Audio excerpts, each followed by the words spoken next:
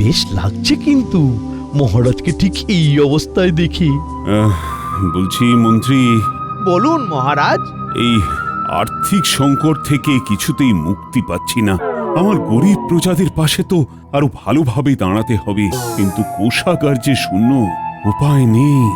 মহারাজ, এই অবস্থা থেকে আপনাকে একমাত্র বাঁচাতে পারেন নবাব বাহাদুর। আমাদের রাজ্যের করুণ অবস্থার কথা জানিয়ে ওনাকে একটা চিঠি লিখুন না। বলেছ ভালো। ও মহারাজের পায়ে মন মন তেল ঢালছে। হ্যাঁ মহারাজ, গোপালের কথা শুনে সত্যি মনটা ভরে গেল। তুমি ধন্য গোপাল, তুমি ধন্য। মন্ত্রীমশাই তো দারুণ অভিনয় করছেন, একেবারে দক্ষ অভিনেতার মতো। মহারাজ, মন্ত্রীমশাইকে কান্না থামিয়ে কিছু গঠনমূলক কাজ করতে বলুন। হ্যাঁ মন্ত্রী, কান্নাকাটি থামাও। তোমাকে কাল মুর্শিদাবাদ যেতে হবে। নবাব বাহাদুরকে আমি চিঠি লিখে দিচ্ছি, তুমি গিয়ে আলোচনা করে কিছু একটা উপায় করো। ও এটাই তো চাইছিলাম, নবাব বাহাদুরের কাছে গিয়ে রাজ্যের হাল হকিকত একটু রং চড়িয়ে বলবো। যথাজ্ঞা মহারাজ, আপনি নিশ্চিন্তে থাকুন, আমি গিয়ে সঠিক কথা বলে কিছু না কিছু করবই। ব্যাস, আমি নিশ্চিন্ত।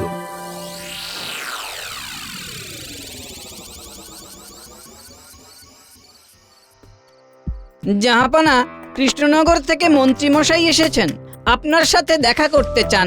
মন্ত্রী এসেছে কৃষ্ণনগর থেকে এত রাত্রে? কি ব্যাপার? যাও যাও, নিয়ে এসো নিয়ে এসো। জো হুকুম জাহাপানা। নবাব বাহাদুর প্রণাম। খুব বিপদে পড়ে আপনার কাছে এসেছি।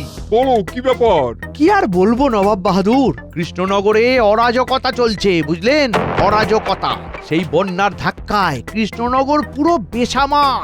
3 বছর আগের বন্যার দাপট এখনো চলছে? এর জন্য তো আমি আগে অর্থ সাহায্য করেছি। সে কি আর আমরা জানি না? আমরা সব জানি, কিন্তু সেই অর্থ তো 9-6 হয়েছে। অর্থ 9-6 হয়েছে? কি বলছো তুমি মন্ত্রী? আমি ঠিক কথাই বলছি নবাব বাহাদুর। আমি আর অন্যায় দেখতে পাচ্ছি না। প্রজাদের দুঃখ আমাকে বড় কষ্ট দিচ্ছে। শান্ত হও শান্ত হও, আমার কাছে কান্নাকাটি করো না। আমার আমার মনটা ভীষণ নরম। ক্ষেত্র প্রস্তুত, এইবার আসল অস্ত্রটা বার করি। নবাব বাহাদুর, আমি মহারাজের আদেশ পালন করতে পারছি না। মহারাজ আমাকে এখানে পাঠিয়েছিলেন আর্থিক সাহায্যের জন্য। ঠিক আছে, আমি আর্থিক সাহায্য করতে প্রস্তুত। না, মহারাজের হাতে আর একটি কানা করিও না। আপনি নিজে গিয়ে দরিদ্র প্রজাদের হাতে সাহায্য তুলে দেবেন। জাহাপানা, মন্ত্রীমশাই একেবারে সঠিক কথা বলেছেন। ঠিক আছে, তাই হবে। আপনি আপনি আমাকেও অবিশ্বাস করুন। মানে তোমাকেও অবিশ্বাস করব? হ্যাঁ করবেন, কারণ আমিও হলাম ওই মহারাজেরই মন্ত্রী। কে জানে, আমার মনেও তো লোভ জন্মাতে পারে। তাই তাই আপনি আপনার গুপ্তচর পাঠিয়ে সবটা দেখে শুনে নিন নবাব বাহাদুর। মন্ত্রী তুমি ধন্য। এসো এসো এসো, তুমি আমার বুকে এসো। ও কি অপার শান্তি। আহ তুমি চিন্তা করো না, আমি কালকেই কৃষ্ণচন্দ্রকে চিঠি পাঠাবো।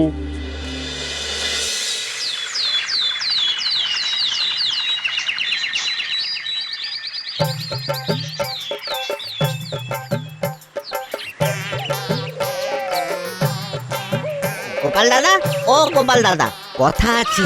কি কথা? আমি মন্ত্রী মশাইকেই তো দেখলাম খুব ব্যস্ত সমস্ত হয়ে বটা ঘটার বাড়ির দিকে গেলেন।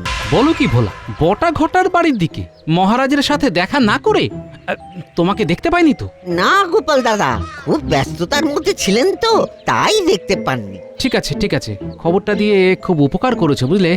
আর একটা কথা, তুমি মন্ত্রী মশাইকে সময় পেলে একটু নজরে রাখবে, কেমন? ঠিক আছে গোপাল দাদা, ঠিক আছে। মন্ত্রী মশাই রাজসভা ছেড়ে বটা ঘটার ঘরে কি করছেন?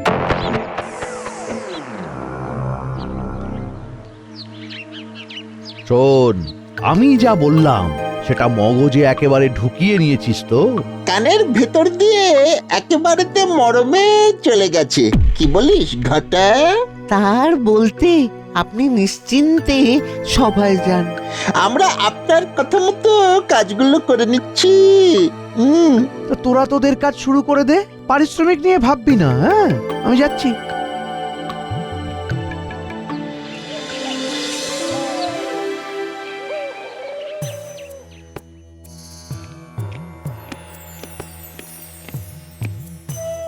এই তো মন্ত্রী এসে গেছে। বলো বলো, নবাব বাহাদুর আমার চিঠি পেয়ে কি বললেন? আর্থিক সাহায্য করবেন? মহারাজ, মহারাজ, পারলাম না, আমি পারলাম না। নবাব বাহাদুর আর্থিক সাহায্য করতে অস্বীকার করলেন মহারাজ। তার মানে আমি দরিদ্র প্রজাদের ব্যাপারে কিছুই করতে পারবো না? আমি আর্থিক সাহায্যের কথা বলা মাত্র নবাব বাহাদুর রেগে উঠলেন, বললেন গত বছরই তো সাহায্য করেছি, আর সাহায্য করতে পারবো না। এই কথা নবাব বাহাদুর বললেন? শুধু কি তাই, বললেন গত বছর যা সাহায্য করেছি সেগুলোর হিসেব চাই, কি কি খাতে খরচ হয়েছে সব দেখব। এবার কি হবে মহারাজ? মন্ত্রীমশাই দেখি ঘন ঘন চোখের জল ফেলছেন। দেশের মানুষের জন্য এত দরদ। মন্ত্রীমশাই, কাঁদবেন না, শান্ত হয়ে বসুন। এই কদিন ধরে দেখছি আপনি খুব কাঁদছেন। কাঁদবো না? বলো, কাঁদবো না? মহারাজের এই অসম্মান তো আমি আর দেখতে পাচ্ছি না। ও, তাই বুঝি মুর্শিদাবাদ থেকে ফিরে মহারাজের সাথে দেখা না করে প্রথমেই বটাঘটার সাথে দেখা করতে গিয়েছিলেন? মানে আমি বটাঘটার বাড়ি গেছি, এই কথাটাই গোপাল জানলো কি করে? গোপাল, তুমি আমাকে দেখেছো? কোথায় দেখেছো? আমি আপনাকে দেখিনি, কিন্তু কিন্তু কি গোপাল, কি হলো? চুপ করে থেকো না। আমি দেখিনি, কিন্তু আমার কাছে খবর এসেছে। সম্পূর্ণ ভুল কথা। কাকে দেখতে কাকে দেখেছে মহারাজ? আমাকে কি অতটাই নির্বোধ ভাবেন? না না, ভাবিনি গোপাল, তোমার কোথাও ভুল হচ্ছে। মন্ত্রী কি এরকম ঘটনা ঘটাতে পারে?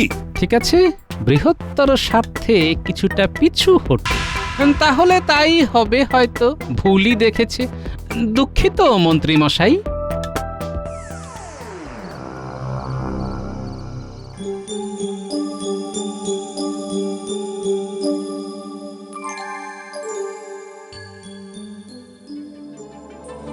আপনাকে খুব চিন্তিত দেখাচ্ছে মহারাজ। কি হলো, মন্ত্রী কি কোনো খারাপ খবর এনেছেন? হ্যাঁ রানী, তুমি তো জানো। মহারাজের জয় হোক। রানীমা, গোপাল মহারাজের সঙ্গে দেখা করতে চায়। পাঠিয়ে দাও। জো হুকুম রানীমা। অসময় আবার গোপাল কেন আসছে? মহারাজের জয় হোক, রানীমার জয় হোক। বলো গোপাল, বলো, কি মনে করে? মহারাজ, আজ রাজসভায় আমি আপনার কাছে সত্য গোপন করেছি। তুমি যখন সত্য গোপন করেছো গোপাল, তার মানে নিশ্চয়ই কোনো ব্যাপার আছে। আছে রানীমা। মন্ত্রীমশাই সকালে রাজসভায় আসার আগে বটাঘটার বাড়িতে গিয়েছিলেন, সাক্ষী আছে। আমি সাক্ষীর ক্ষতির আশঙ্কায় নামটা বলিনি মহারাজ। সাক্ষীর ক্ষতির আশঙ্কা? আমি বেঁচে থাকতে? বলো বলো তার নাম। উত্তেজিত হবেন না মহারাজ, আমাদের ঠান্ডা মাথায় কাজ করতে হবে। আমাদের মন্ত্রী নিশ্চয়ই কিছু ষড়যন্ত্র করে এসেছেন। বলছো?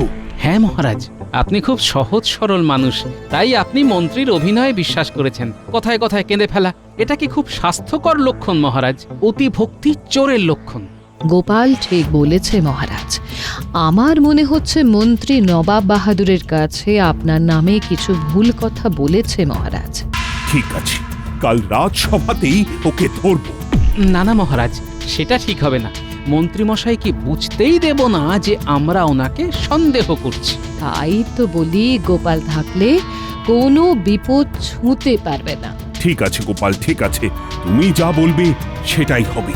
মহারাজ, হাতে আমাদের একটা দারুণ অস্ত্র আছে, সেটার কথা আপনার মনে নেই? নবাব বাহাদুরকে কাছে টানার অস্ত্র। নবাব বাহাদুরকে কাছে টানার অস্ত্র? কি সেটা? আমি জানি গোপাল কি বলতে চাইছে। রাখির কথা তো? হ্যাঁ রানীমা, রাখির কথা। নবাব বাহাদুর আপনাকে বোন মানেন। আপনি প্রতি বছর নবাব বাহাদুরকে রাখি পরান, এবারেও পরাবেন। প্রতি বছর মহারাজ নবাব বাহাদুরকে আমন্ত্রণ করেন। এবারে পরিস্থিতি সম্পূর্ণ বদলে গেছে। আমি পত্র লিখলে নবাব বাহাদুর মনে করবেন নবাব বাহাদুরকে খুশি করবার চেষ্টা করছি। নবাব বাহাদুর তৎক্ষণাৎ আমার আমন্ত্রণ পত্র ছিঁড়ে ফেলবেন। আপনি তো লিখবেন না মহারাজ, লিখবেন তো রানীমা। আর পত্রবাহক আমি। পুরো বিষয়টা থাকবে গোপন। মন্ত্রীমশাই জানবেনই না যে আমি মুর্শিদাবাদে গেছি। ঠিক আছে গোপাল, আমি চিঠি লিখে রাখবো। আর দুদিন বাদে রাখি পূর্ণিমা, এর মধ্যে সবকিছু হবে। হবে রানীমা, হবে।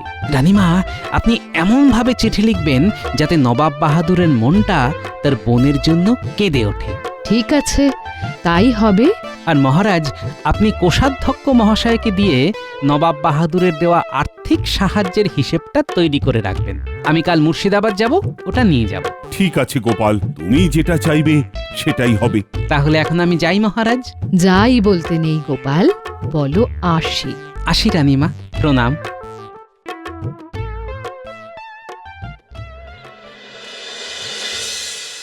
সবাইকে কাগজ দেওয়া হবে। সবাই সারিবদ্ধভাবে শান্ত হয়ে দাঁড়াও। আর মাঝে মাঝে মন্ত্রীমশাইয়ের নামে জয়ধ্বনি দাও।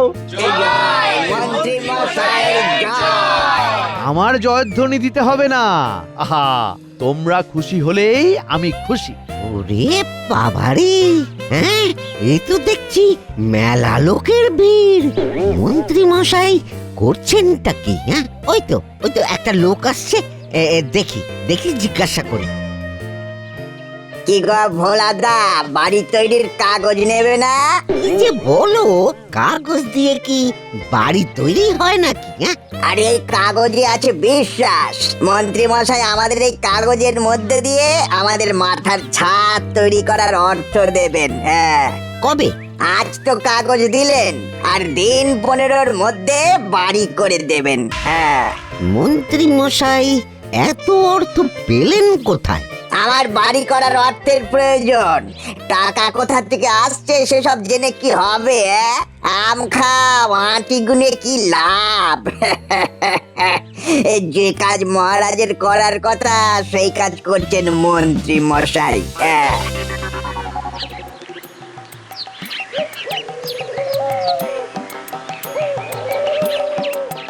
কি গো ভোলা, কিছু খবর আছে নিশ্চয়? আছে মানে ভরপুর খবর। মন্ত্রী মশাই কি একটা কাগজ দিচ্ছেন। সবটা খুলে বলো দেখি। তুমি তো বলেছিলে মন্ত্রী মশাইয়ের দিকে একটু নজর রাখতে। তা সকালে আমি তোমার কথা মতো ওই মন্ত্রী মশাইয়ের বাড়ির দিকে হাঁটা লাগালাম।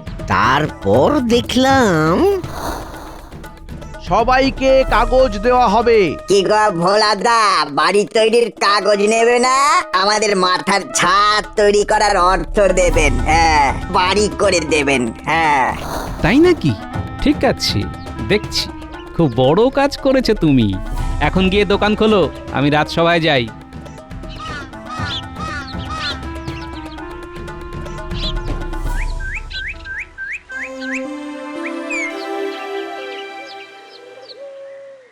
মহারাজ, হই হই কাণ্ড, রই রই ব্যাপার। ভালোই হলো পণ্ডিত, রাজবৈদ্য আর রাজজ্যোতিষী আসেননি এখনো। কেন গো, কি ব্যাপার? মহারাজ, মন্ত্রী মশাই প্রজাদের কাগজ দিচ্ছেন, আশ্বাসের কাগজ। আশ্বাসের কাগজ?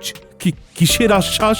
উনি দুর্দশাগ্রস্ত লোকগুলোকে মাথার উপরে ছাদ করে দেবার আশ্বাস দিচ্ছেন। কিন্তু মহারাজ, একটা অনুরোধ, আপনি মন্ত্রীকে কিছুতেই জানতে দেবেন না যে আপনি মন্ত্রী মশাইকে সন্দেহ করছেন। কথাটা একেবারে 16 আনা খাঁটি। আর আজ রাতে বটাঘটার ঘরে যাব বটাঘটাকে গ্রেপ্তার করতে। গোপাল, রাজ্যের ভালোর জন্য তোমরা যা যা করতে চাও তাতে আমার সম্পূর্ণ মত আছে। মহারাজের জয় হোক। নবাব বাহাদুর দূত পাঠিয়েছেন মহারাজ। সর্বনাশ! পাঠিয়ে দাও, পাঠিয়ে দাও।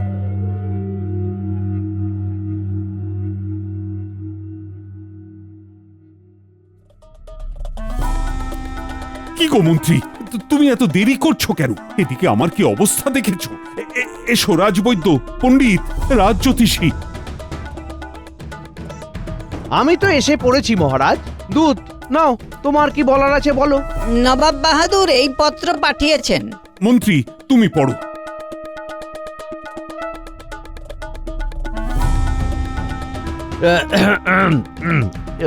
মহারাজ, পত্রের ছত্রে ছত্রে হুমকি। আমরা জানি হুমকি, তবু কি লেখা আছে সেটা পড়ুন, আমরা সেটা জানতে চাই। হ্যাঁ পড়ুন, না কেঁদে।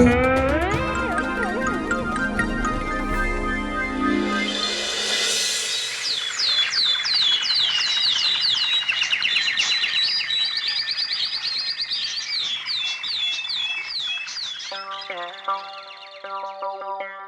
হে গোপাল, এত সকালে ভয় পেয়ে নাকি? প্রণাম নবাব বাহাদুর। আপনাকে ভয় করব কেন নবাব বাহাদুর? আপনাকে তো ভালোবাসবো, শ্রদ্ধা করব, আর আপনি যেটা আদেশ করবেন সেটাকে মান্য করব। এটাই তো আমার রাজ্যের রানীমা মানে আপনার বোনের আদেশ। বোন? হ্যাঁ, বোনই তো, কিন্তু কি যে হয়ে গেল? কি হয়ে গেল নবাব বাহাদুর? কিছুই তো হয়নি। আমি তো এসেছি ভাই বোনের দূরত্ব মিটিয়ে দেবার জন্য। আপনার সাথে মহারাজের মতভেদ হতেই পারে, কিন্তু সেই মতভেদের জন্য আমার রানীমাকে ভুগতে হবে কেন? জানেন তিনি আপনাকে কত দুঃখে চিঠি লিখেছেন। আমার বোন আমার জন্য চিঠি লিখেছে? কোথায় কোথায় ও চিঠি? দাও দাও দাও দাও আমাকে। ওষুধ ধরেছে। বোনের চিঠি দাও দাও গোপাল। এই নিন নবাব বাহাদুর।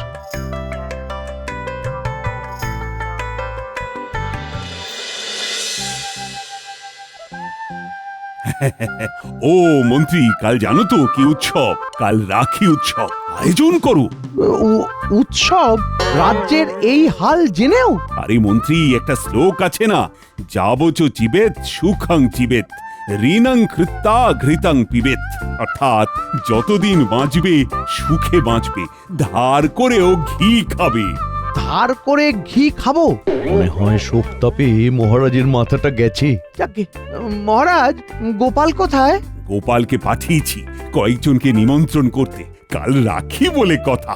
এই তোমার গিন্নিকেও বলো কিন্তু, কাল আমার হাতে রাখি পরাবে। তাহলে তুমি আমার কি হলে শালা বাবু? কাল একেবারে জমে যাবে। আর শোনো, আজ থেকে কাল পর্যন্ত তুমি এখানেই থাকবে, আমার বিশেষ নজরদারির মধ্যে। সেনাপতি। পড়লেন নবাব বাহাদুর? পড়লাম। আমি কাল যাব গোপাল। উজির, বলুন জাহাপনা। কাল আমরা সবাই কৃষ্ণনগরে যাব, আমার বোনের কাছে। তুমি সব ব্যবস্থা করো। নবাব বাহাদুর, এবার এই হিসেবটা আপনাকে দেখতে হবে। মহারাজ এটা আপনার জন্য পাঠিয়েছেন। হিসাব আমি পরে দেখব, আমি সব বুঝেছি। ওই তোমাদের মন্ত্রীর কাজ। কাল ওর সাথে বোঝাপড়া আছে। ও আমাকে কৃষ্ণচন্দ্র সম্পর্কে ভুল বুঝিয়েছে। তুমি আজ বিশ্রাম নাও, আজ রাতে আমরা রওনা হব। উজির, দূতকে বলো আজ রাতের মধ্যে কৃষ্ণনগরে খবর পাঠাতে। আমরা সবাই মিলে কাল সকালে যাচ্ছি।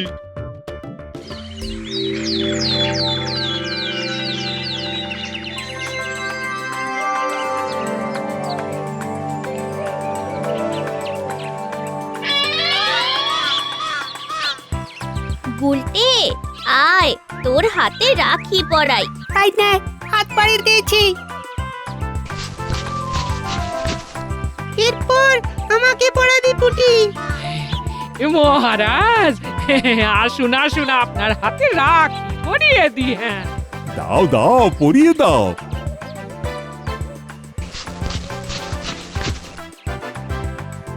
ও পুটির মা, হা, ওইখানে দাঁড়িয়ে কেন? এসো এসো, আমার হাতে রাখি পরিয়ে দাও। সবাই এগিয়ে আসুন, সবার হাতে রাখি পরাবো। হ্যাঁ মহারাজ, আমাদের আমাদের অবস্থা খুব খারাপ। ওই আমাদের ঘরটাও ঠিক মতো ছইতে পারছি না। তোমাদের কিচ্ছু চিন্তা নেই, তোমাদের সব সমস্যা মিটে যাবে। মহারাজ, ওই দেখুন নবাব বাহাদুর আসছেন। শেষকালে এই ছোট বোনটার কথা আপনার মনে পড়লো দাদা? ওমা, এই দিনটার কথা ভুলি কি করে? বছরে তো এই একটাই দিন। না, আরেকটা দিন আছে, ভাই ফোঁটা। ঠিক ঠিক, আমারই ভুল। দাও দাও বোন, রাখি পরিয়ে দাও। হাত বাড়ান দাদা।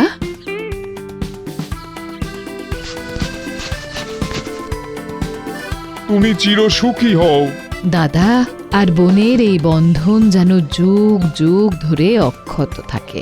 গোপাল, মন্ত্রীর হাতে দড়ির রাখি পরিয়ে দাও। আচ্ছা, আমি কি করলাম? মন্ত্রী মশাই, আপনার সব পাপ কাজের সাক্ষী ধরা পড়েছে, বটা ঘটা। তারা সব স্বীকার করেছে। তুমি তুমি এত বেঈমান, এত নীচ! ছি ছি ছি ছি ছি, তোমার মুখ দেখতে চাই না। সেনাপতি, ওদের বটা ঘটাদের সাথে কয়েদ করে রাখো। সবাই পরবে ফুলের রাখি। আর মন্ত্রী পড়বে দড়ির রাখি। পড়াও সেনাপতি, আমার সামনে পড়াও।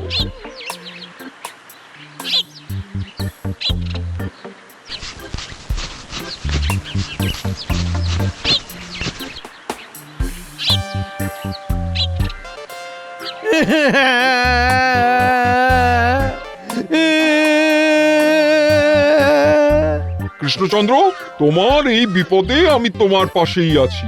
প্রজাবৃন্দ, বন্যায় তোমাদের যা ক্ষতি হয়েছে তা সব পূরণ হয়ে যাবে। এটাই রাখি পূর্ণিমার উপহার। জয় মহারাজের জয়, জয় দরবারের জয়।